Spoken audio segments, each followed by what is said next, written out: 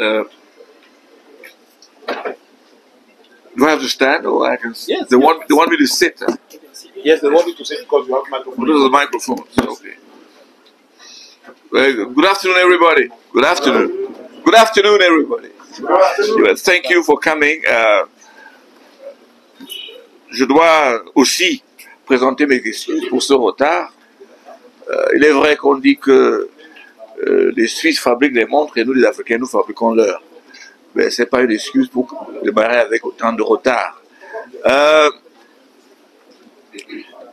Dans les propos dits liminaires, je vais commencer peut-être par l'actualité. Je veux parler pourquoi je suis allé au Conseil constitutionnel. On va parler, je vais donner mon avis sur la situation du Cameroun et je vais vous parler de ce que je propose au Cameroun. Hein, et esquisser un peu mon plan de campagne et parler un peu de ce sujet qui est la coalition de l'opposition. Et un dernier point, je vais, comme citoyen, parler avec vous du rôle que je propose, que vous puissiez jouer, n'est-ce pas, comme journaliste, et qui allait vivre des moments vraiment intenses de la vie de notre nation. Ce que je propose, comment je vois un peu la chose, à ce qui concerne, n'est-ce pas, vous, de votre côté, vous avez des attentes à ce qui nous concerne nous autres, et qui entrons dans ces élections, et je peux aussi vous dire de mon côté ce que je pense pourrait être le jeu, le rôle de vous autres, n'est-ce pas, les journalistes. Je pense que votre rôle est capital. Et on va en parler en ce qui concerne donc le 6e point. Bon, pourquoi est-ce que je suis allé au Conseil constitutionnel? Il y en a qui pensent que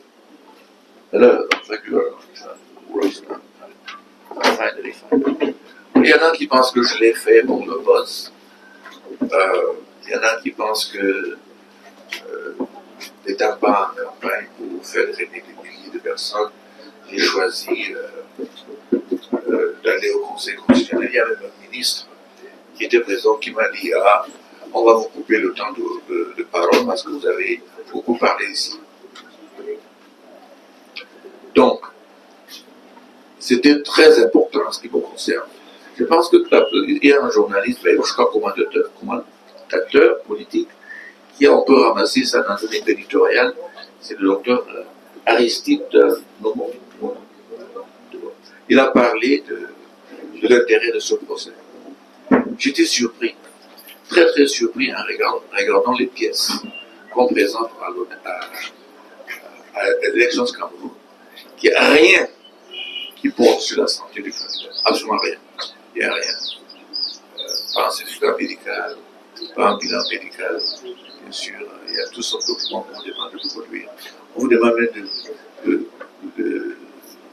une confirmation que vous êtes inscrit sur les listes électorales pendant que c'est bien à l'élection de Cameroun qu'on présente le document. C'est pour ça que vous allez voir que quand on a rejeté le dossier du président Gouet, n'est-ce pas, de Diouf surpris, parce qu'il suffisait à l'élection de Cameroun de regarder dans ce dossier pour voir s'il est inscrit ou non. Donc on avait toutes sortes de pièces comme ça. Rien, absolument rien, sur la santé du président. Du président de la République. Le seul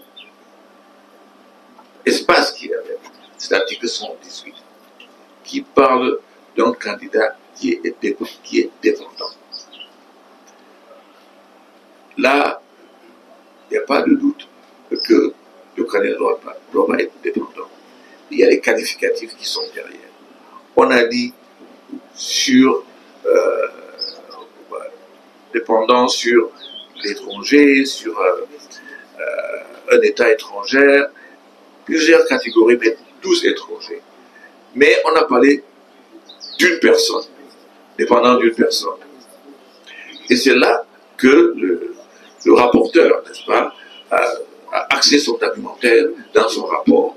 Il a dit que, et chose extraordinaire, notre requête a été déclarée recevable. Ça veut dire qu'on était au bon endroit, on a cité de bons textes. Mais il a dit que la requête n'était pas justifiée. Et parce que pour lui, pour le conseil, pour le rapporteur, cette dépendance dont on parle doit être une dépendance sur une personne étrangère. Si vous regardez dans le dispositif de la décision du conseil, il dit que ce n'est pas justifié parce qu'on n'a pas démontré que c'est dépendance sur une personne étrangère. Je suis avocat depuis 46 ans. Et c'est la toute première fois que je vois une instance au Cameroun recourir au texte en anglais. Parce que le texte en français disait qu'il n'était pas clair. Mais que le texte en anglais, lui, était plus clair. Donc si vous regardez même la décision, il cite le texte en anglais, l'article 118, in extenso, pour démontrer qu'en fait, il faut que ce soit une personne étrangère. C'est là où ils n'ont pas vu le piège que nous avons posé dans notre requête. Il y avait un piège. C'est qui se cantonne sur le fait que la personne doit être étrangère. Parce que dans notre plaidoirie, on a aussi cité le cas du président Aïdjo, dont les médecins avaient dit que bon, il était en phase terminale d'un cancer et tout, et ça l'a amené à démissionner pour par la suite réaliser que c'était qu'il n'était rien. Il a tenté de revenir, et ça, vraiment, l'histoire nous a démontré ce qui s'est passé. Mais quel est donc le piège? Donc, quand le rapporteur a fini d'axer son argumentaire sur le fait qu'on n'a pas démontré qu'il y avait un étranger, nous avons sorti des pages de Wikipédia qui disent clairement que Madame Biané Voudzigouro est française, donc étrangère. Là-dessus, le rapporteur n'a pas repris son argumentaire et on est resté là. Un des mandataires du candidat Paul Biya s'est levé pour dire que non, mais quand on se marie, on prend automatiquement la nationalité camerounaise. Mais moi, je ne sais pas dans quel livre de droit il a lu ça. Certains pas les mêmes que moi. Moi, de mon côté, ma feu épouse, qui est décédée il y a 2 ans, on était mariés pour 42 ans. Et elle est devenue camerounaise parce qu'elle n'a pas demandé. La nationalité s'acquiert toujours à la demande. On y a droit, mais il faut demander. Donc, si elle est française, peut-être camerounaise accessoirement, si elle est française, donc 118 tiens. C'est pas moi qui le dis. Puisqu'on est débouté parce que on n'a pas démontré qu'il y avait une main étrangère. Mais voilà donc, on a mis ça sur la table, mais le rapport n'a pas changé. Ça, ce qui concerne, n'est-ce pas, le conseil. Mais ce qui est important pour ce conseil, les gens peuvent dire ce qu'ils veulent. Moi, je connais le président Biya depuis 1970. À l'époque, mon père était vice-président de la République. Il faisait l'intérim du président de la République à Aïdjo chaque fois qu'il voyageait. Mon père, donc, était chargé de liquider les affaires courantes. On habitait à l'époque à Bouya. Mon père était vice-président et premier ministre. Les 2 mai, il était vice-président. Et le président Biya venait régulièrement à Bouya et pour amener des dossiers et un débat avec mon père. Et chaque fois qu'il s'en allait, chaque fois qu'il partait, mon père me disait, mais c'est grave, ce monsieur est extraordinaire, il est intelligent, il est intègre, il est un patriote, toutes sortes de qualités qu'il avait sur soi. J'ai eu à travailler sur certains dossiers, j'ai fait des propositions qui ont été accueillies par le président Biya, qui montraient son souci pour certaines choses, intégrité et autres. Quand j'ai créé Transparency International il y a quasiment presque 30 ans, on voulait faire on devait faire des listes donner le compte rendu des listes de corruption à lequel le préfet est venu par la suite fermer.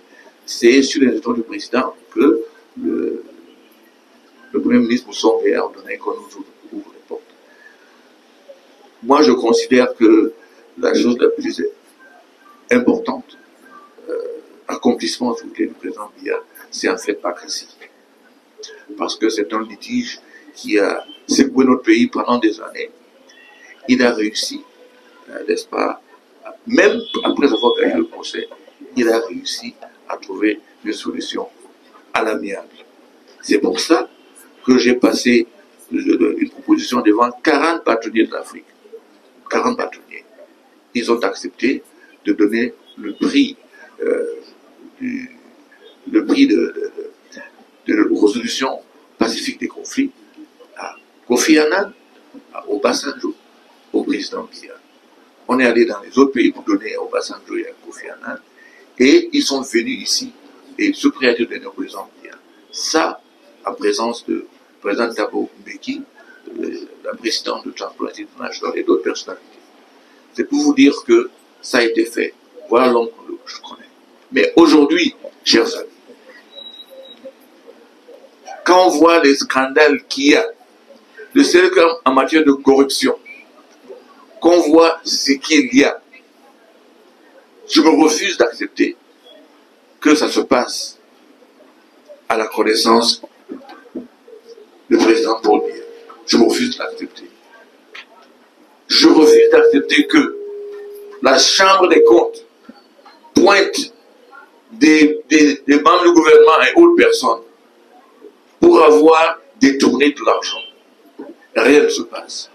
Je refuse d'accepter que ça se fasse, c'est en train de faire avec la connaissance du président de la République. Je refuse de croire que les gens qui ont détourné l'argent dans l'argent de Cannes, que toutes ces personnes-là, ces taxes, je ne sais pas quoi, sont en même temps décorées. Je refuse d'accepter cela. Dans l'affaire Glencore, on en parlera si vous avez des questions là-dessus. Je refuse de croire que le pétrole du pays est vendu à 70%, voire 30% de décote, et les gens encaissent de l'argent, et que Glencore accepte qu'il avait ouvert un comptoir de paiement à Genève et à Londres pour payer des bakchiches. Et je refuse de croire qu'avec tout ça là, que l'Amérique encaisse plus de 1000 milliards de francs CFA. Et que ici, chez nous, on en est au début à un refus que rien n'a été fait ici. Et on finisse par une plainte contre X pour les effets dont nous donnons toutes les informations. Je refuse de croire que ça se fait à la connaissance du président de la République. C'est pour ça, au vu de tout ça, je me suis dit non, c'est pas possible ça. Nous ne sommes pas gouvernés. Et si vous regardez l'article du ministre d'État et Sauvegarde des Sceaux dans le numéro du journal de son département ministériel justicier, il dit lui-même que ces hautes institutions ne sont pas authentiques. Ça veut dire que le président Biya règne, peut-être, encore peut-être, mais il ne gouverne pas ce pays. Et c'est ça, 118. C'est ça qui nous permet de dire que le 12 octobre, quand le Camerounais ira dans le polling booth, quand il va prendre le bulletin du président Biya pour mettre dans l'une, il va se poser la question. La personne pour qui je vote là, est-ce que celui qui va gouverner? Imaginez-vous, nous sommes le seul pays que je connaisse au monde où quelqu'un se présente à la présence de la candidature à la présidence de la République et on ne le voit pas. Il ne demande pas aux Camerounais, il n'annonce pas vivement au Camerounais. Mes chers citoyens, je vous informe que je vais encore demander notre mandat. Il ne le dit pas. C'est par un tweet, je pense. C'est par un message que tout le monde peut écrire. Une grande conférence devait se tenir ici avec 22 chefs d'État de l'Afrique centrale. L'Afrique centrale, grand modèle et petit modèle. 22 chefs d'État. C'est renvoyé sine die par le secrétaire général. Le secrétaire général, à la présence, c'est un de nos fonctionnaires, certes. Mais qu'est-ce qu'on voit ces jours? Une campagne au palais du peuple. Et tu dis, palais de l'unité, c'est notre palais à nous tous, le peuple camerounais. On transforme ça en un terrain de campagne purement partisan, dans laquelle s'engage un de nos fonctionnaires qui est supposé être indépendant. J'ai vu encore sortir la liste des gens qui doivent contribuer, les recteurs, 2 millions, les essais, 2,5 millions. Mais qu'est-ce qui se passe effectivement? Nous sommes dans le droit de nous poser cette question. Et c'est clair, à mon avis. J'étais à Washington, vous savez, au sommet. J'allais entrer sous la table, voir le président de mon pays arriver, sachant pas où il est, demandant ce qui se passe, demandant s'il y a des gens importants dans la salle, demandant qui n'a pas demandé tout ça. Il demande pourquoi il a en vedette, s'il doit s'asseoir pour parler ou, n'est-ce pas, se lever pour parler. Les gens me regardaient bien, qu'est-ce qui se passe chez vous? Voilà le spectacle que nous présentons, n'est-ce pas, aux étrangers. Ce n'est même pas tout. Regardez un peu au palais de l'unité.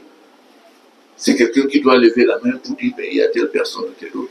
Saluer, le saluer, et tout ça. Mais qu'est-ce que c'est ce spectacle? Pourquoi est-ce que tout un pays de plus de 30 millions d'habitants doit être assujetti à ce genre de spectacle macabre? C'est ça qui m'a poussé à déposer ma requête. Qu'on se réveille tous.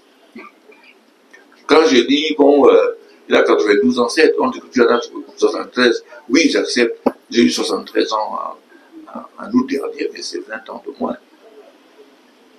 C'est pas ça le problème. Le problème, ce n'est pas l'âge, c'est avoir cet âge-là et pouvoir, n'est-ce pas, faire le travail.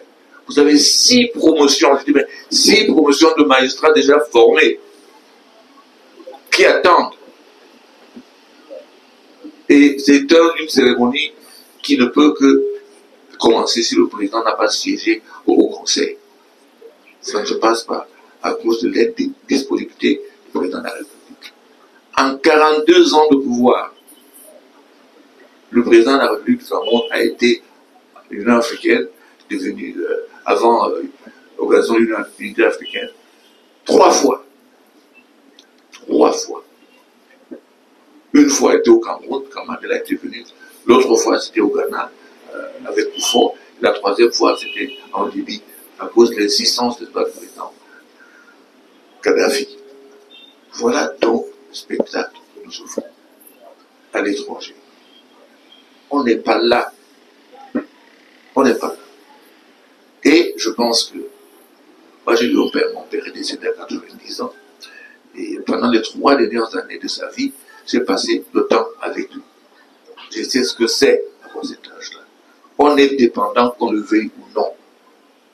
Pour les tâches les plus banales, on est dépendant. Est-ce que le parti au pouvoir ne peut pas s'organiser dans l'intérêt du pays pour que nous ayons quelqu'un d'autre? Et puis je vois les généraux les plus hauts gradés qui prennent les galons. Ils mettent carrément la photo du président dans la tribune, sur une chaise. J'ai vu une autre cérémonie traditionnelle où les gens partaient se prosterner devant une statue du président. Et nous sommes tous là, nous regardons, nous n'en parlons pas. Nous pensons que c'est normal. Je me suis élevé contre ça. Beaucoup de personnes haut placées sont fâchées. Ça, c'est leur problème. J'ai l'habitude de dire ce que je pense. Quand j'ai commencé il y a 30 ans à parler du fait que la corruption va nous enterrer, on m'a appelé d'opposants, les clients que j'avais sont partis, il y avait des gens postés devant nos bureaux, mon feu frère Bernard et moi. Quand vous venez pour être notre client, vous disiez que vous êtes aussi opposant, les gens s'enfuyaient. On a perdu 70% de notre clientèle à cause de ça. Mais on va persister. On va persister. J'entends maintenant des rumeurs que dans l'affaire Glencore, on aurait arrangé 11 milliards. 11 milliards, c'est la préparation de notre hold-up, de notre vol. Moi, président, dans 5 jours, j'aurai des engagements pour remettre dans les caisses de l'État au moins 800 milliards. Je sais où l'argent est passé. Je sais comment c'est passé. Je sais ceux qui ont pris. Je sais où les mettre. Je sais où ils ont encaissé. Donc, s'il y a 11 milliards, ben on s'en félicite. Toutes les pièces, je dis bien toutes les pièces en position de l'État, c'est moi qui les ai fournies. Toutes les pièces. Je fais un dossier de ça aussi que j'ai remis au directeur du cabinet civil à l'attention du président. Mais j'ai donné toutes les pièces qui montrent le blanchiment d'argent, qui montrent la fraude fiscale, qui montrent la fraude douanière et qui montrent comment est-ce qu'ils ont pris l'argent dans les ventes, avec les ventes prix des côtés. Donc voilà ce que je voulais dire en ce qui concerne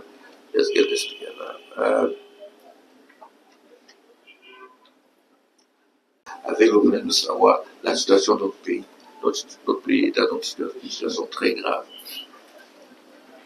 Par l'incompétence, par le vol et par le fait qu'on a commencé à utiliser le développement comme tool, comme un outil politique. Je vais vous raconter une histoire qui va vous surprendre. Quand j'étais commissaire aux sanctions de la Banque africaine de développement, j'avais monté la toute première unité qui enquêtait et a jugé dans les cas de fraude dans les marchés qui étaient financés par la Banque africaine de développement.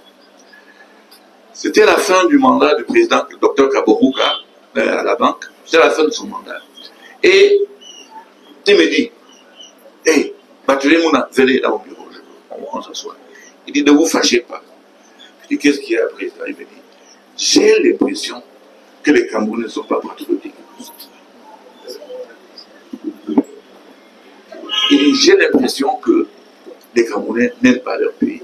Je vais vous présenter pourquoi. Il dit, parce que j'ai préparé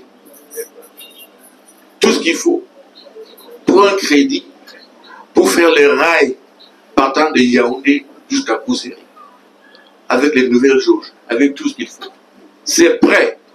Et depuis, j'insiste pour qu'on passe à l'œuvre pour faire ce rail-là. Et les gars continuaient à traîner, à voir bloquer. Et je suis à toute partie l'après-midi. Donc je voulais savoir pourquoi, qu'est-ce qui se passe.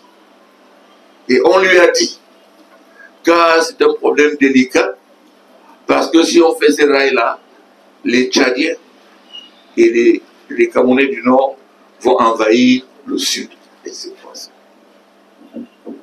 Et qu'est-ce que c'est ce que partage? C'est pour ça qu'on est avec un système de rails, jauge, n'est-ce pas? Et on comprend l'état de route de ce côté. Est-ce que c'est voulu? Je n'en sais rien. Mais je sais qu'une grande partie de ce pays, les citoyens de ce côté, sont unis. Parce que ça prend 3 fois plus, n'est-ce pas, pour aller là où ils doivent aller. Prenez la route du côté du Tchad. Votre calvaire commence à la frontière quand vous entrez au Cameroun. Je me demande pourquoi. Il y a, je crois, 8 ans, j'étais en réunion à l'ambassade des États-Unis avec un avocat venant du département de commerce des États-Unis, parce que les Nigérians voulaient absolument que dans l'est du nord-ouest, vers Menchoum, Katsina, qu'on fasse qu'il y ait un barrage. C'est un barrage. Bon. Il fallait construire les barrages là-bas pour permettre, n'est-ce pas, aux Nigériens d'acheter l'électricité. C'est nous, du Cameroun, qui avons décliné ce projet, qui devait non seulement aider de ce côté-là, du Cameroun, et de l'autre côté, n'est-ce pas, aider à vendre, n'est-ce pas, l'énergie aux Nigériens. Il y a eu ce problème.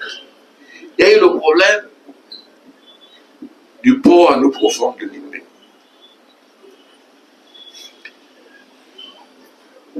Le projet était quand même assez particulier, qui était porté par le chantier naval. Parce qu'ils avaient mis dans le contrat que M. Fondiendam serait le keyman. Quand vous faites les investissements et vous mettez le nom de quelqu'un comme le keyman, c'est la personne clé du projet. Ça veut dire que si on l'enlève, le projet tombe. On a enlevé Fondiendam et on n'a jamais eu le port à 9% de Bélimbé.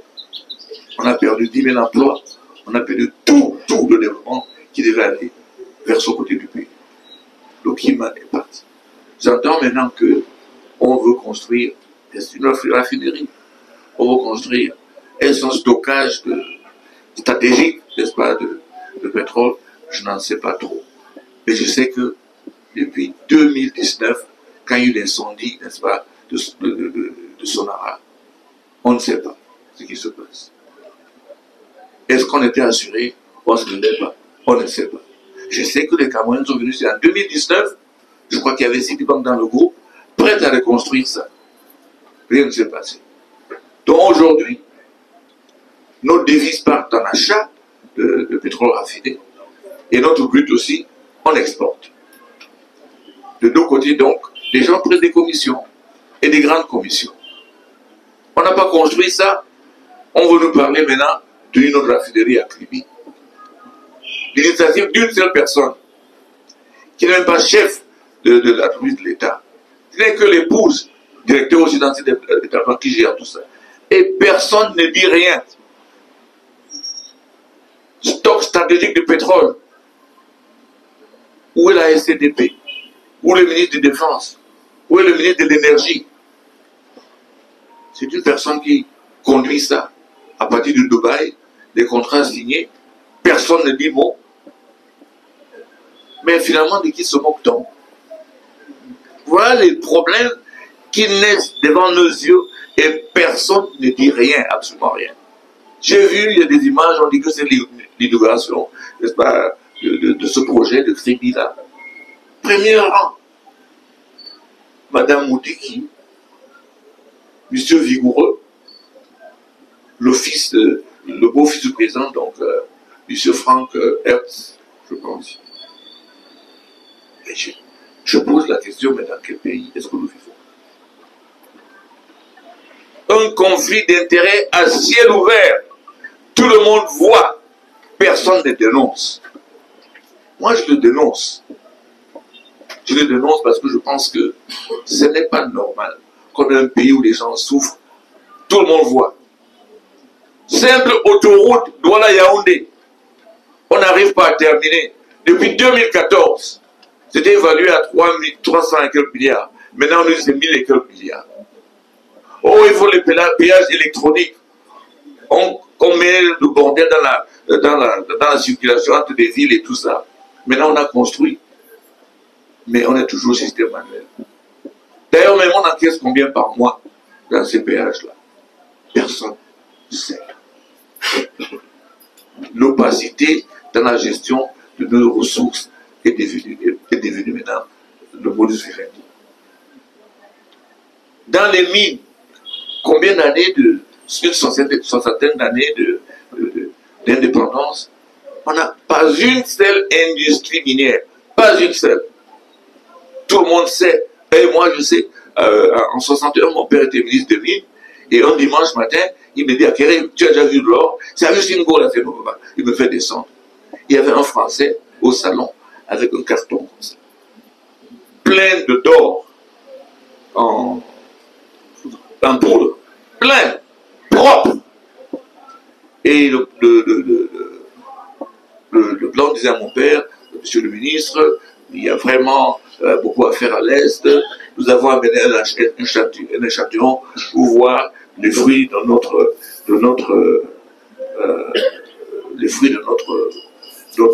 nos premières exploitations, nos recherches. Échantillon, mon frère, dans un carton comme ça, plein d'or.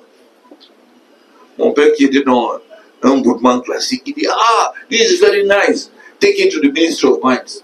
Mais je suis sûr que ce n'est pas arrivé là-bas. Il y a un directeur de combat qui a dû choper ça. Donc, je pense qu'il y a des choses graves sur lesquelles on a vu ce que ça donne à cette année. On a vu les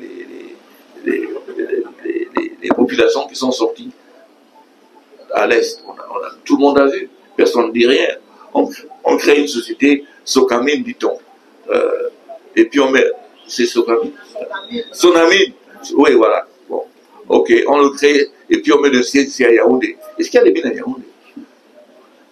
Pourquoi on n'a pas mis la capitale à Vertois ou c'est partout? Bon. On va passer rapidement sur les instructions de mon patron, Paul.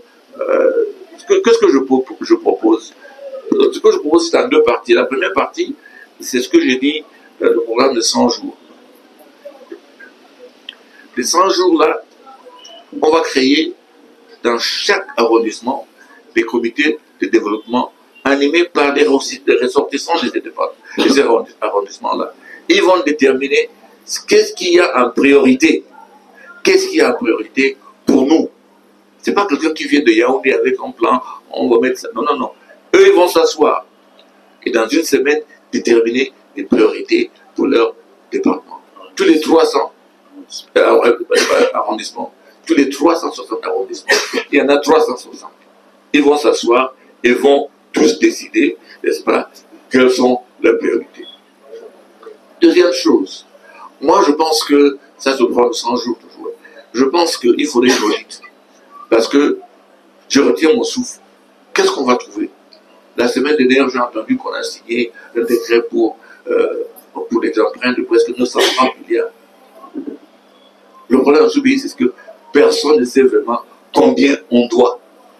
On a vu au Sénégal, FMI est là-bas. Pourquoi? Parce que ce qu'on avait déclaré comme étant des dettes, ce n'est pas exactement cela. Je pense qu'il faut qu'on se réconcilie avec notre passé. Moi, j'étais à Dakar il y a plusieurs années. J'ai vu le grave, la tombe du président Aïdjo, et puis je suis reparti. Ça a augmenté, il y avait la tombe de son épouse, Mme Aïdjo, qui était pour moi comme une mère. Puis je suis reparti, j'ai vu la tombe de leur première fille, là-bas, à Dakar. Et je pose la question, qu'est-ce qui nous empêche de rapatrier les corps de ces gens? Et chaque fois que je parle de ça, presque avec les larmes aux yeux, parce que je te vois, Mme Germaine Aïdjo, et elle me dit, acquérez mon fils. Et elle entre dans son sac et elle sort son passeport. Moi voici, première dame de l'ex-premier président de Cameroun. Je me promène avec un passeport sénégalais. Quand je l'ai appelé au décès de son tout premier fils, Daniel Toufik, qu'on enterrait à Mokolo, je l'ai appelé Bouli Kodoredi Akere. Je ne peux même pas aller enterrer mon fils. C'est ce genre de choses que je comprends. Dans les 100 jours, il faudrait qu'on rapatrions, n'est-ce pas, le corps de l'ex-président. Je pense que la diaspora n'est pas intégrée dans notre développement. Ils ont les moyens, ils ont les capacités, ils ont l'amour pour leur pays, ils ont cette passion-là. Donc, qu'est-ce que je propose? Chose simple, la multinationalité, dans les premières heures, va être facilitée, parce qu'il faut changer les textes. Mais d'ores et déjà, une fois Camerounais, c'est ma politique, une fois Camerounais, toujours Camerounais. Sauf si vous renoncez. Mais une fois Camerounais, toujours Camerounais. Donc, je ne vois pas pourquoi un gars qui est seul, venant, je ne sais pas, de chez moi en Bengui, qui est à Texas, il entend une mauvaise nouvelle, il va commencer à chercher les lettres d'invitation pour aller dans son pays. Donc, ce ridicule-là va s'arrêter parce que cette multinationalité-là, ça va être à cause. Ça va être dans les premiers 100 jours. Bien sûr, on va nous mettre les jalons pour revoir les institutions. Et ça, mais je propose, je suis le seul candidat qui le fait d'ailleurs, une période de transition de 5 ans.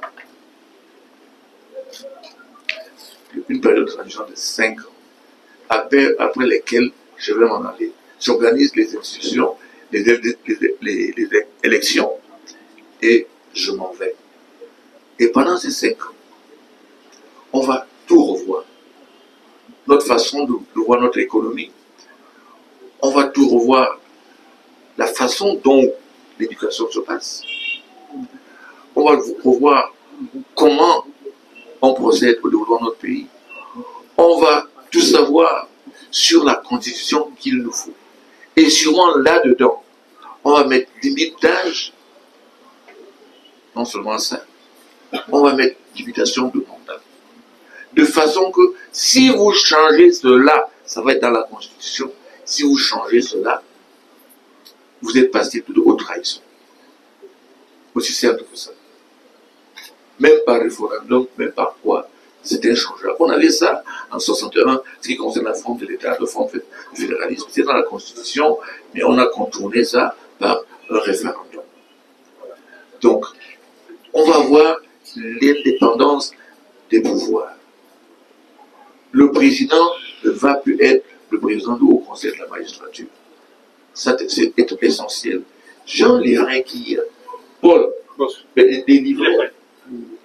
Oui, on va distribuer. Il faut distribuer parce que ça contient, ça les évite d'écrire. Il y a les 8 piliers qui portent, n'est-ce pas, sur mon programme économique et le programme pour le développement que j'appelle vers la nouvelle République.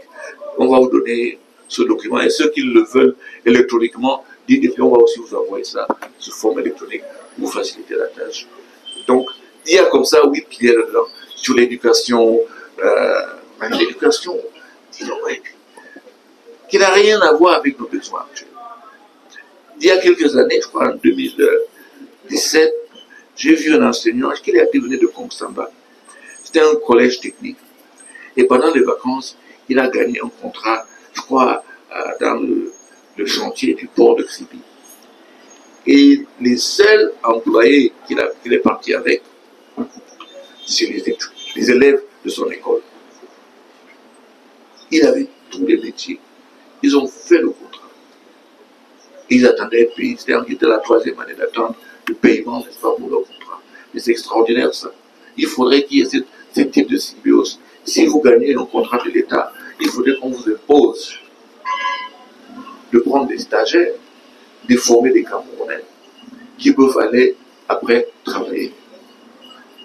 S'il faut des systèmes qu'on appelle incentives en anglais, des choses qui vous amènent à faire quelque chose, est-ce que c'est un développement des pauvres? Mais il faut quelque chose qui marie dès l'école, n'est-ce pas, notre jeunesse, sans emploi, j'entends que ça avoisine maintenant les 70%, qui marie notre jeunesse, n'est-ce pas, au marché.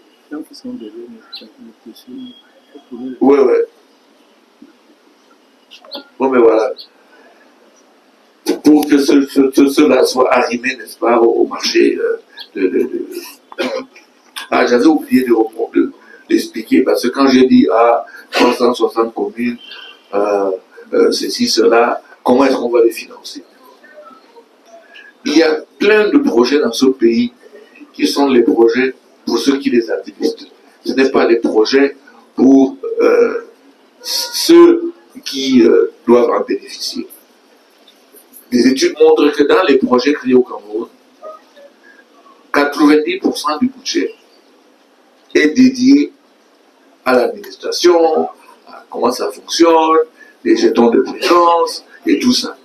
Et entre 5 et 10%, c'est ce qui est utilisé, n'est-ce pas, pour le projet lui-même.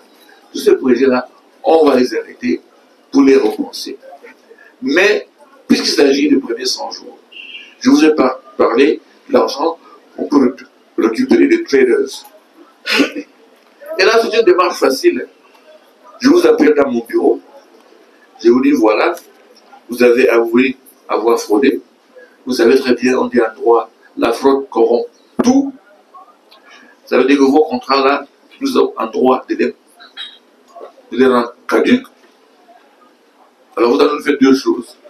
Soit vous signez un chèque, 800 milliards, soit on vous poursuit devant les instances internationales pour corruption, pour fraude, et tous vos complices là, internes, on va les poursuivre et on va saisir aussi tout leur bien. Je pense que la réponse est facile. J'ai vu ça fait ailleurs. Et l'argent qu'on va récupérer là-bas, dans un premier temps, chaque arrondissement aura 1 milliard pour les projets d'urgence. Ça ne fera que 360. Vous en avez encore 400 et quelques qui peut être dirigé vers les femmes, parce que je pense que les femmes du Cameroun sont travailleuses. Il faudrait qu'on puisse les aider à faire des coopératives qu'elles font déjà avec de faibles moyens.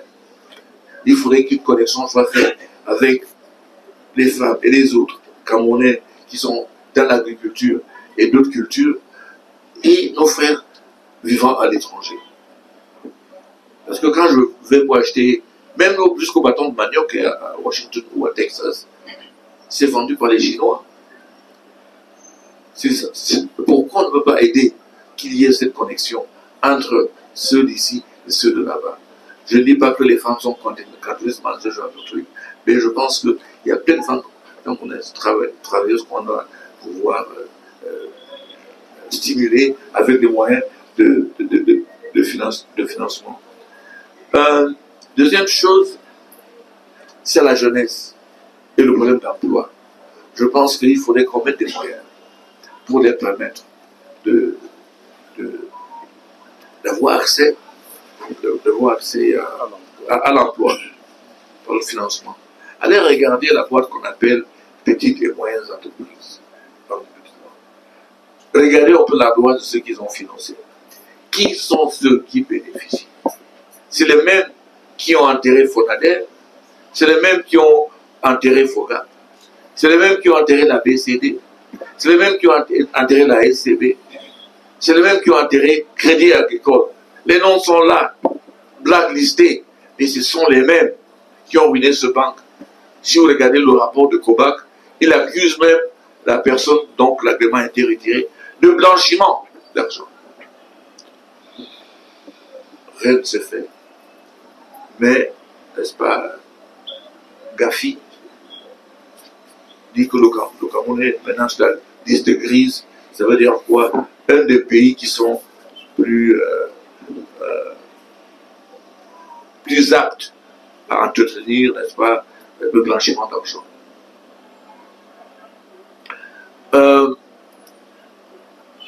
Je vais vous laisser parcourir ce document-là, vous avez tout dedans. Mais je vais insister sur deux choses.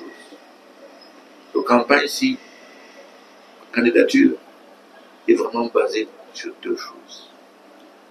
Une chose qui est un peu personnelle, qui me touche personnellement, et la seconde chose qui concerne tout le pays, et qui me touche aussi personnellement. Le second, c'est la lutte contre la corruption et la promotion de la bonne gouvernance. C'est un problème transversal. Si vous ne réglez pas ça, vous n'aurez pas réglé le problème de santé, ni de justice, ni d'infrastructure, ni d'éducation, quoi que ce soit. Parce que ces rats sont là, toujours pour nous voler. Matin, ils volent. Midi, ils volent. Même la nuit, ils volent. Au moins, les rats, ils ne volent que la nuit. Et ces gars te prennent tout le temps, sans honte. Maintenant, c'est public. Quand on regarde les contrats opaques faits par la SNH, en public. Et si vous passez Carrefour, Bastos, là, un grand écran là, qui vous montre les gens passer de toutes sortes de personnes, ils nous volent et ils nous montrent ça. Ils mettent ça devant au grand jour. Donc, il y a ce problème, la corruption. Il faudrait que ça soit dangereux. Il faudrait que les biens soient déclarés. Dès que membre du conseil puis vice-président de Transparency International, j'étais obligé de déclarer mes biens. Si vous partez chercher sur Transparency International, j'ai arrêté d'être membre du conseil international. Et si vous regardez les pages d'avant, j'étais obligé tous les ans de déclarer mes biens. Et je vous reproche à vous journalistes, en 2018, j'étais le seul à déclarer mes biens, à sortir un bilan de santé et ma situation fiscale. Je pensais que vous allez exiger ça des autres. Il y a des gens, je connais des personnes qui jurent à la date d'aujourd'hui que dans ce pays, il n'y aura jamais de déclaration de biens. C'est dans la Constitution, les gens luttent contre ça. Au Ghana, le président Mama qui vient de prendre le pouvoir là-bas, il a exigé que tous les membres de son gouvernement déclarent leurs biens. Ceux qui ne l'ont pas fait ont été écondus. C'est rien de compliqué. Ou bien faites comme on faisait au Nigeria. Les gens déclaraient les biens qu'ils vont avoir, comme ça, quand on vient contrôler, ils disent que ça c'est autre chose. Mais il faut absolument que l'article 68 soit appliqué chez nous. Je connais des ministres qui ont dit jamais de la vie. Donc il faudrait qu'on mette ça là. Comme ça, quand vous commencez à faire la concurrence avec la SIC, par le nombre d'immeubles que vous construisez dans la capitale, vous vous demandez, mais l'argent est sorti d'où? Donc, je suis du côté de la lutte contre la crise nord-ouest et du sud-ouest. C'est commencé tout bêtement par le refus de dialoguer. Et voilà où nous sommes. Parce qu'on ne veut pas se parler. Ils vont vous dire, comme ils ont dit aux Canadiens aussi, mais on ne sait pas qui, il y a tellement de factions. Commencez à l'Assemblée. Débattez de ça à l'Assemblée, au Sénat. Appelez les citoyens, appelez-moi, appelez-moi, je connais ce qui se passe. Je peux vous dire quel est le problème, où il faut aller. Maintenant, ils préparent une autre bombe là. C'est quoi? C'est d'exiger qu'il y ait de notaires au nord-ouest et au sud-ouest.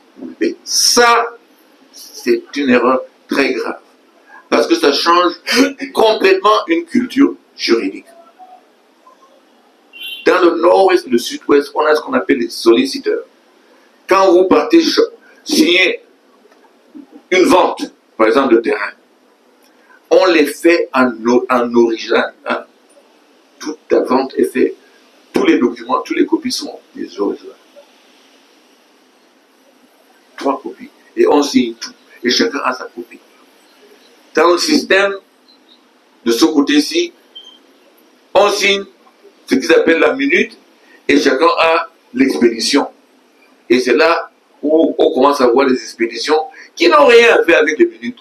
C'est là où commence de toutes sortes de trafics de terrain et de vente et de tout ça. Si vous voulez maintenant aller imposer les notaires de l'autre côté, vous changez complètement un paysage juridique. Ça, c'est un danger. J'ai vu qu'il y a un décret, on va commencer à nommer des notaires dans le nord-ouest et le sud-ouest. Ne soyez pas surpris si ça aboutit encore à un autre problème. Donc, nord-ouest et sud-ouest, dès notre entrée en fonction, il faudrait qu'il y ait une commission, rien pour ça. Arranger le dialogue, écouter tout le monde. Les Canadiens étaient assez proches, mais du jour au lendemain, paf, on a rompu cela. Je connais ce problème d'autant plus que depuis 2018-2019, après les dernières élections, j'ai entrepris un travail aidé par le Africa Forum. Africa Forum, c'est l'association des anciens chefs d'État d'Afrique. Je les ai approchés. Ils ont mandaté le président Thabo Mbeki, qui en ont réuni un groupe dans lequel il y avait le président Jerry Rawlings, avec qui je parlais tout le temps. Il était plus sans chaud, plus radical. Il y avait un modéré comme le président Thabo Mbeki. Et on a mis en place un document qui devait convoquer à Nairobi 500 Camerounais, francophones et anglophones. Et le président Thabo Mbeki me disait toujours 500, mais dans les mêmes proportions que la population du Cameroun. On va nous amener 50-50 ici, mais dans la même proportion. On devait partir à Nairobi. Le président Uhuru avait déjà accepté d'héberger cette réunion. Les Américains, c'était des petits bonnages à l'époque, étaient prêts à mettre 2 millions de dollars pour amener les Camerounais là-bas. Pendant une semaine, il ne s'agissait pas seulement de problèmes nord-ouest et sud-ouest, de problèmes de gouvernance et de transition de notre pays. Ça devait prendre une semaine et le président Thabo Mbeki était prêt avec ses 5 autres confrères du Africa Forum de venir ici au Cameroun avec ce projet. Il ne devait pas être dans la salle, c'est entre nous les Camerounais, on devait débattre et sortir avec un blueprint, des propositions. Donc, venir ici, remettre sa main propre au président de la République. J'ai dit au président Mbeki, vous allez le voir comment. Il dit, à Kéré, we shall go, and we will stay in Hilton, and we shall wait till he sees us. C'était ça le plan. Mais qu'est-ce qui s'est passé en 2019? Donc, il y a eu le Covid, on ne pouvait pas se retrouver, et on avait renvoyé. C'est ce qui a donc fait foirer ce projet. Donc, je sais exactement ce qu'il faut faire. Pas seulement parce que je suis un enfant né avant la réunification, J'étais dans le processus. Je sais ce qui se passait. Je sais où on doit aller. Je connais les deux systèmes, soit culturel, soit juridique. Je sais de quoi il s'agit. D'autres en parlent comme ça, mais ils ne savent pas de quoi il s'agit. Je sais de quoi il s'agit. À 11 ans, j'étais empoisonné quand j'étais en campagne avec mon père pour la réunification. Je sais de quoi il s'agit. Quand je parle de cette période-là avec mon frère, le docteur Balaguer, qui était dans le camp de concentration pendant la guerre avec l'UPC, il y a des choses, on parle en sachant ce qui se passe. 8 ans, je n'ai pas été dans mon village. Je sais, mais la chose qui me turlupine toujours en ce qui concerne cette crise, pourquoi est-ce qu'ils se tuent entre eux? Je n'ai jamais compris ça. J'ai vu un ministre assis dans son bureau, il a dit, ah, si c'est ça, il n'a pas se tuer, moi je suis ici, je bois mon verre de pain. Imaginez-vous de penser que je veux boire le poison et c'est vous qui allez mourir. Bon, bien sûr. Donc, c'est les deux problèmes clés qui me tiennent à cœur, que je voudrais donc trouver une solution pour ça. Pour aller vite, pour vous donner la parole, je pense que on a fait presque Paul. Bon, le problème, c'est la coalition. Hein. Tout le monde en parle. Moi, je suis l'initiateur du processus de Fumban. On avait pensé à ça avec Pierre Balaguer ici, avec le docteur Gapout, aussi avec M. Denis Lepin. Et j'ai dit, bon, écoute, madame est la seule dame, madame Joël, qui est candidate à la seule dame, et Fumban a une histoire. Est-ce qu'il faudrait y aller pour écrire cette histoire? C'est ça qui nous a propulsé vers Fumban. Je dois vous dire, au sortir de Fumban, j'étais optimiste, parce qu'on avait tout dit, et on avait seulement dit que dès la décision du Conseil constitutionnel, on va donc passer au choix d'un candidat consensuel. Au sortir de là, on a fait un arrêt chez le faux Sokoudjou de Bamenjou, qui nous a parlé, donné les conseils de Néné, même donné sa bénédiction, et nous demander d'aller rassembler les autres. Arrivé donc à Yaoundé, je ne sais pas ce qui s'est passé. Les attitudes ont changé, les égoïsmes ont monté surface, et bon, ben écoute, c'est la même histoire de l'Afrique, hein, où les chefs mais pas assez d'Indiens. C'est le problème qu'on avait. Mais on a réussi à commencer à poser, et on s'est concerté que bon, ce qu'on va mettre en place donc, c'est d'abord essayer de fédérer nos programmes pour avoir, n'est-ce pas, un programme commun. Et c'est là-dessus qu'on travaille. Je vous dis bien, je pense que c'est là-dessus qu'il faut travailler pour essayer de nous fédérer tous. Je vais dire quelque chose que je n'ai pas dit même à Paul Maître, en tous mes comptes. Je pense que quelqu'un qui est dans cette position unique, c'est le professeur Maurice Kamto. Parce que lui, il n'est pas candidat. Il a peut-être cette force morale de rassembler tous les candidats. Il dit que les gars, il y a une crise. Sortons avec un président. Sortons avec un premier ministre. Sortons avec les ministres d'État pour préparer à délivrer les Camerounais. Ça, c'est mon opinion personnelle. Que lui, il est à cette position-là maintenant. Il aurait pu le faire aux sorties du Conseil. Il pouvait dire que, s'il vous plaît, je ne vais pas aller devant ce machin du Conseil une seconde fois. Moi, j'ai eu ma part en 2018, mais dès la sortie de l'élection au Cameroun, là, mon travail va être de rassembler tous les candidats pour avoir un candidat consensuel. Mais ce n'est pas tard. Je pense que, n'étant pas directement concerné, je dis bien directement, étant une voix qui porte aujourd'hui dans notre pays, il ne faut pas l'ignorer, il a cette position unique de mettre ensemble tout le monde et dire voilà ce que je pense, trouvons une solution. C'est ce qui concerne la coalition. Maintenant, à vous autres, les journalistes, néanmoins camerounais, je pense que votre engagement va être plus appliqué pour nous aider dans cette période difficile. Je sais que pour des raisons et d'autres, vous avez des contraintes, des structures dans lesquelles vous êtes, des contraintes, des fois même familiales, et des fois même de survie. De survie. Mais soit, là où on est là, si le même régime revient en place, personne ne sait où on va aller. Quand j'étais à Transparency, on a fait une étude. Et ça donnait que quoi? Plus un régime est corrompu, plus c'est difficile de le déraciner. Et c'est le point qu'on a ici. Les gens savent tous les coups qu'ils ont faits.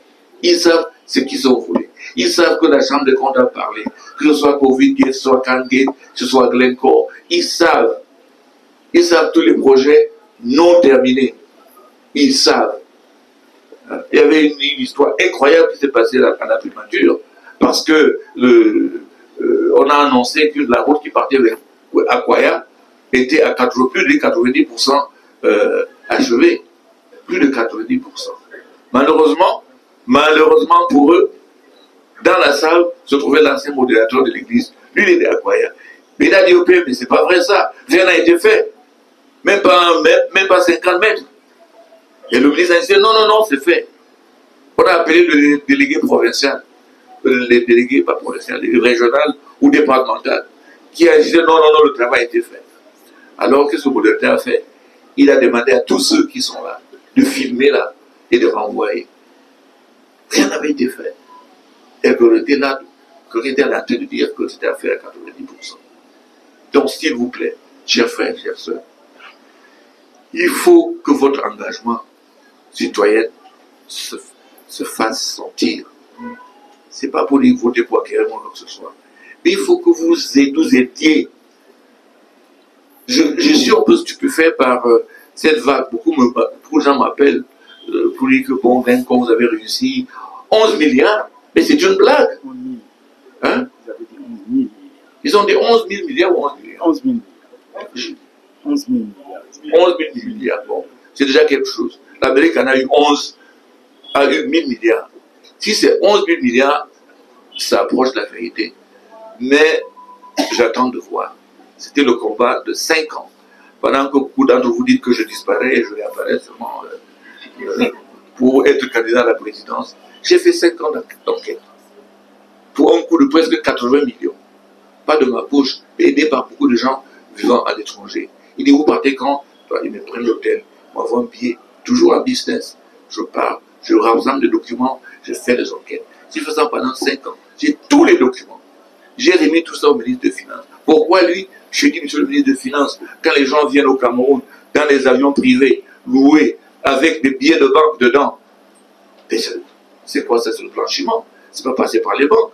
Et monsieur le ministre, quand ils viennent ici, vous dire qu'ils ont dépensé 100 000, quand en fait ils ont dépensé 70 000 parce que les 30 000 en haut là, c'est pour payer les bakshish. C'est pas moi qui le dis, hein. Ce sont eux qui disent ça au tribunal. Ça c'est quoi? C'est la fraude fiscale. Quand ils viennent avec ces milliers là, par l'aéroport, qu'ils ne déclarent pas, c'est la fraude douanière. Mais monsieur le ministre, toutes ces sections là, ça vous concerne. Et il a commencé, je dois vous dire, et je vous en félicite, une enquête assez musclée. Mais il a des limites. Mais il a amené Glencore à commencer à négocier. Si c'est cette négociation-là qui va aboutir à 11 000 milliards, bah, je m'en félicite. Mais je suis fier d'être Camerounais et content que le travail que je fais pendant 5 ans, pendant que beaucoup pensaient que je dormais, commence à aboutir. Je vais m'arrêter là, c'est ça pour Merci. Alors merci de me donner l'opportunité de parler du choix qui a été fait par le candidat. Pour cette élection présidentielle, il s'agit bien de la rencontre entre un candidat, les électrices et les électeurs. Donc le choix a été fait dès le départ de l'annonce de sa candidature, de rencontrer un maximum de citoyens déjà pour partager un diagnostic. Dans le diagnostic, tout ce qui a été dit ici sur l'emploi des jeunes, sur les questions de la corruption, vient du travail qu'il a fait auprès des populations. Donc le choix a été porté sur une démarche de proximité. Et aujourd'hui, près de 150 arrondissements du Cameroun ont déjà été visités avec des rencontres qui permettent cette convivialité, cet échange réel, au-delà de la question des meetings. Et on sait très bien comment ça se passe parfois pour rassembler 50 000, 100 000 personnes. Ici, le choix de la proximité, et vous l'avez vu par des articles de presse, mais également par des reportages, les rencontres directement près des habitants qui pouvaient voir, toucher, parler, échanger avec le candidat. C'est ce que nous avons choisi de faire jusqu'au 12 octobre. Hier, 5 villages ont été parcourus, par exemple. Dimanche dernier, c'était Mimboman Charité. Il y a eu Madagascar, il y a eu d'autres villes du Cameroun. Donc, en fait, il est important de comprendre que la question, ce n'est pas ici de faire juste le buzz, c'est vraiment d'échanger avec les Camerounaises et les Camerounais. Et je pense que ça prélude de la surprise qui est souvent de dire chez les gens, oui, mais quelle est votre base, quel est votre fief? Le candidat Kérémoula peut s'enorgueillir de dire que sa base électorale, c'est l'ensemble du territoire camerounais, où il rencontre toutes les électrices, tous les électeurs, et je pense que ça ne sera plus pour vous une surprise lorsque vous verrez les résultats le 12 octobre. Alors, monsieur le bâtonnier, sur la question de la coalition de développement que vous venez de faire, j'ai senti comme une pointe de désespérance dans votre voie, dans votre développement. Est-ce qu'il n'est pas venu le temps, puisque là on est à jour J-0, hein, quasiment du début de la campagne, de dire clairement... Je reviens sur la première question. Est-ce qu'il n'est pas temps, vraiment, BBC insiste à la suite de RFI, est-ce que vraiment vous avez encore espoir de la coalition? Non, mais sa question a été, je pense, axée sur le problème des jeunes, je pense. Savoir est-ce que, je ne pense pas que les jeunes qui savent le profil, Vous savez, quand on était en réunion, il y en a qui ont demandé qu'on mette un profil. J'ai dit, si vous mettez un profil, vous allez disqualifier les gens. Ça sera comme un classement. Et que si vous faites ça, vous rendez la chose plus difficile avec le profil. Sinon, j'allais prendre le profil qui a été tracé par les évêques, puisque c'est moi qui ai commandé ça. Non, je suis d'accord avec vous que les jeunes ont une certaine connaissance des problèmes des jeunes. C'est différent des connaissances des problèmes de la nation. C'est un peu différent. Je pense qu'il faut qu'on soit clair. Et puis la jeunesse n'est pas, ou bien l'âge est une maladie que tout le monde va attraper, de toutes les façons. Donc, je pense qu'il faut certes, il faudrait que toutes les sections de la société puissent participer. Mais je pense que c'est assez erroné de penser que le seul fait d'être jeune peut être constitué un programme. Le seul fait. Prenez l'État, le Sénégal dont tout le monde en parle, mais ces messieurs étaient longtemps dans la lutte. Ils ont bâti pour le problème fiscal de leur pays. Ils ont une certaine expérience. Donc, je pense que c'est plus les connaissances, peut-être couronnées par la jeunesse, qui vous donne plus de garanties. N'oubliez pas, hein, quand le président Biya est devenu président, il avait moins de 50 ans. Hein. Je crois qu'il avait 49 ans. Donc voilà où nous en sommes aujourd'hui. Peut-être même avec un jeune, moi je vous dis, je viens 5 ans, je m'en vais. Vous prenez quelqu'un qui en a 39. Bon, ben écoute, je vous dis bonjour, dans 40 ans. Donc, sérieusement, ce que je veux dire, c'est ceci. Je veux dire que, certes, la jeunesse est un atout, parce que quand on parle d'un emploi de 70%, n'est-ce pas, de la jeunesse, absolument, n'est-ce pas, il faut qu'il soit parti dans la réflexion qui va nous amener devant. Là où on est, on doit réfléchir comment mettre en place notre système.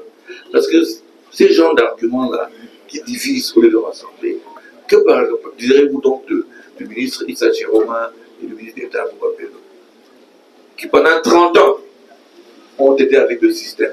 Ça veut dire qu'ils n'ont pas un apport? Je ne pense pas trop. Si c'est par là qu'il faut qu'il faille passer, si c'est ce qu'il faut faire, donc il faut toutes les énergies pour dégager, n'est-ce pas ce baobab. La question de Jules, jusqu'où irez-vous pour accompagner le gouvernement et éventuellement aller comme la CONAC, voilà, dans l'affaire Glencore? Écoute, je ne fais qu'accompagner l'État dès le début. Tous les documents, et le plus actif dans ce secteur, c'est le ministre des Finances, le ministre Boutazé. J'ai eu une session de travail avec 8 inspecteurs d'impôts. Je leur ai livré tous les documents que j'ai, une trentaine de pièces. Je les ai expliqués, j'ai traduit les documents à mes frères. Le document, je suis allé à la présidence remettre ça même propre au directeur du cabinet civil. J'ai écrit à la CONAC 3 fois de suite. 3 fois de suite. Ils ne m'ont jamais appelé pour demander. C'est complexe, hein? Appelez-moi. Je vous explique en 2 heures de temps. Maxi, qu'est-ce qu'il y a à comprendre? 2024. Et il en ressort que le Cameroun a subi un préjudice financier de près de 4 milliards et poussière. Un gap par rapport à l'année 2023 qui était à 114 milliards. Qu'est-ce qu'on doit comprendre par rapport à ces chiffres selon vous qui êtes déjà en plein dans la lutte contre la corruption? Doit-on penser à un tripatouillage ou bien à un gap qui ne justifie pas vraiment la lutte contre la corruption sur les temps du Cameroun? Deuxième question, là, oui, là il a levé le doigt depuis ici. On était au milieu, on va à droite, après on reviendra à gauche. Yes, toujours pour être équilibré. Good afternoon, Senior Barrister, and thanks for this opportunity. We listened to your preliminary statement, but we would have appreciated more if it was done in the 2 languages that we know, because we are trying to communicate a program, and it will be unjust that some are getting it comprehensively and others are not. So, coming back to what you said concerning the possibilities of a single candidate, you made mention of the fact that from Fumban to Yaoundé, things are not really going the way they started. And I wanted to ask, what are some of the key elements that you, the opposition candidates, are not agreeing on this far, as far as coming up with somebody to confront the incumbent that you want to unseat? My name is Hyson Chia. I work for Canada. Sorry, I didn't introduce myself. Okay. On vient ici. Non, on était on vient ici. Ici d'abord. Il a levé la main depuis. Ah, il y a eu un souci.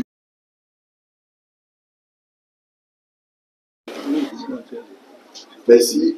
Bonjour à tout le monde. Bonjour, monsieur le candidat. Je suis Valère Bouguet. Je travaille pour la télévision Vox Africa. Alors, je voudrais vous interroger après vous avoir écouté tout à l'heure sur le problème ayant trait à la réduction du train de vie de l'État. Nous sommes dans un contexte en ce moment où c'est assez difficile pour le panier de la ménagère, difficile pour les Camerounais de s'alimenter. Est-ce que vous pensez qu'en termes de réduction du train de vie de l'État, il y a des institutions dont vous allez devoir passer? Vous êtes élu le 12 octobre prochain. Est-ce qu'il y a des institutions qui sont budgétivores en ce moment, qui sont un gouffre financier pour l'État du Cameroun? Merci. D'accord. On va donc sur la première question de cette deuxième série. Le gap d'1 milliard sur le rapport de la CONAC. Non, pas de 1 milliard. C'est un gap de plus de 94 milliards, mais parce qu'elle a dit 4 milliards cette année, mais l'année était 114 milliards. D'accord, voilà. C'est facile à comprendre, il y a des élections cette année. Écoute, cette année, il y a des élections, et la CONAC, c'est l'outil du gouvernement. Vous voulez qu'il dise qu'il y a la corruption? Mais que non, je pense que c'est clair. Les 114 millions d'ailleurs, c'est une baisse, parce qu'à un moment donné, il y a presque 200 milliards dans la corruption. Mais écoutez, dans la seule affaire Glencore, dont ils n'ont jamais parlé, et je les ai écrit 3 fois qu'ils me reçoivent, ils ne m'ont jamais reçu. Dans cette seule affaire-là, il serait déjà à presque une vingtaine de milliards. Donc je pense que ils sont là pour chanter quelque chose, et je pense que c'est une chanson qui est agréable pour ceux qui les ont mis là-bas. C'est simple que ça. Deuxième question. Bilingual, I'm going to answer that. Oui. I have to tell you that they keep telling me there are time constraints. Then you ask me, why is there when there are time constraints, is English language that has to suffer? I understand when you say that. But I'll say this. The document you're going to be given, this 100 days, it's a bilingual document. It contains the program in French and in English. And also, if you want the electronic version, you can get it as well. So I thought that let us do that. But I also mentioned to you something extraordinary that happened in the court. For the first time in the court of this country, the judges resorted to the English text to justify their verdict.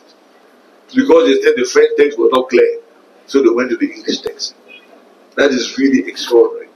And I mentioned the problem which I think you might want to relate about this attempt to have notaries public in the northwest and southwest. That is a dangerous thing. It's a very dangerous thing. If you go ahead and do that, then you'll be going back to 2016, where people will now start going back into the streets. So that is a really dangerous mistake. It is one thing you should carry out in the language. It is that. You asked the question about what was the difficulty when we were together. I think while in Fumban we agreed that we needed a coalition, and I was very, very optimistic. But when we came to Yaoundé, something had happened in between. And people wanted to talk more about the programs. People avoided the issue of saying whether, well, can I withdraw for another? And we didn't, I was not able to discern. But we said, okay, let's work on the programs and allow people to go out in the field and do what they want to do, and maybe they can be able to concede, and we'll see how we can proceed. Troisième et dernière question, mais du terme de vie de l'État. Est-ce qu'il y a des institutions qui vous semblent budgétivores et que vous comptez supprimer une fois que vous serez élu? Dans un premier temps, avant de savoir le coût du train de vie de l'État, il faut savoir même le coût réel. C'est là qu'intervient le problème de la lutte contre la corruption. Quel est? C'est pour ça que dans les 100 jours, il y aura un audit pour savoir vraiment qu'est-ce que nous devons. Déjà, je pense que dans mon planning, on allait entre 20 et 25 ministres maximum. Entre 20 et 25 ministres. Et dans la maison de ces ministres-là, on va essayer, as much as possible, d'avoir une parité entre les deux sexes, hommes et femmes. Autre institution, je prends par exemple le Conseil économique et social. J'ai été président du Conseil économique et social de l'Union africaine pendant 5 ans. Et quand j'allais dans les réunions des conseils d'Afrique, le président du Conseil d'Afrique de l'Afrique, donc avec le président du Conseil d'Afrique du Cameroun, le président du Conseil économique de l'Algérie me demande, hey, partenaire, je dis, monsieur le président, comment ça se passe? Est-ce que vous avez un conseil économique chez vous? Je dis, oui, il dit, mais ça fait 30 ans qu'on s'est réunis. Même pas une fois au Cameroun. Même pas une fois. Votre président ne prend jamais la parole ici. Il ne dit rien. En rapport d'activité, il ne dit rien. Bon, si on a survécu aussi longtemps sans les avoir, peut-être on n'en a pas besoin. Mais je pense qu'on peut revoir le Sénat et le Conseil économique et social différemment. C'est-à-dire que les gens y vont pour aider. On me demande d'avis. Pourquoi il n'y aurait pas plus de professionnels, qui est des journalistes, qui est des avocats, qui est des ingénieurs, qui est des médecins, qui est des chefs traditionnels, tout ce monde-là. Comme ça, quand un projet de loi est référé au Conseil économique et social, il est en mesure Le comptable, l'expert comptable va dire que vraiment ce budget qu'on nous donne là, il y a tout ce qui ne va pas ici.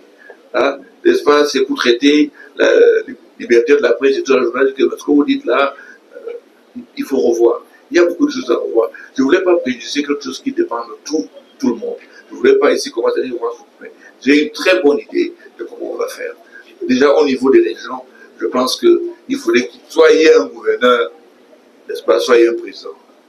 Cette histoire de bicéphalisme, de confusion, où le pouvoir est confisqué du peuple. Mais c'est incroyable. On a une démocratie. Mais à l'heure que je vous parle, la seule personne qui a un mandat et qu'on ne voit pas, c'est le président de la République. On ne gère pas le SGPR, le PM, les gouverneurs, les préfets. Aucun n'a le mandat du peuple. Aucun. Il faut que ça change ça. Il faudrait que ce soit les peuples. Parce que aux États-Unis, les députés sont élus tous les 2 ans.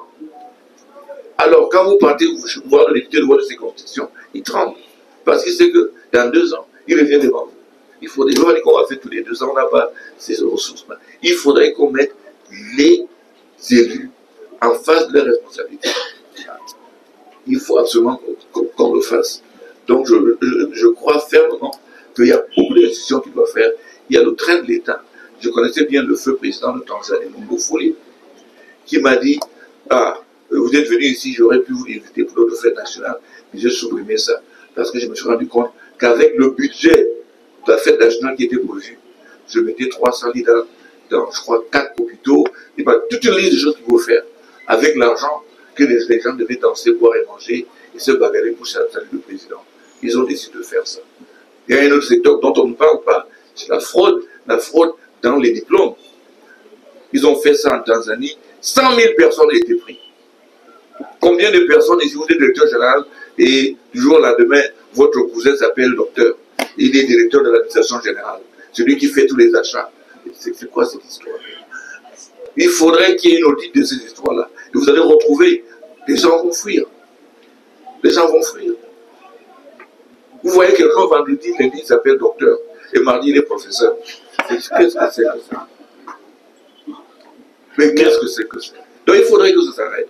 Donc, voilà. Merci, M. Batoni. On va prendre la 3e et dernière série.